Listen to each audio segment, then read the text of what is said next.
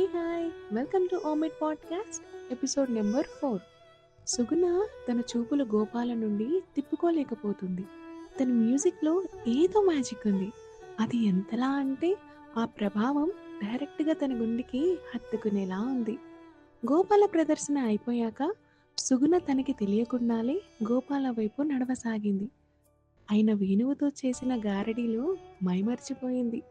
వాళ్ళిద్దరి చూపులు కలవగానే ఒక్కసారిగా ఈ ప్రపంచం ఆగిపోయిందేమో అన్నట్టుగా ఉంది. పెదాలపైన సిగ్గుతో వచ్చిన ఒక చిరునవ్వుతో సుగుణ తనకి కనిపించింది. మీరు వేణువు చాలా బాగా వాయించారు.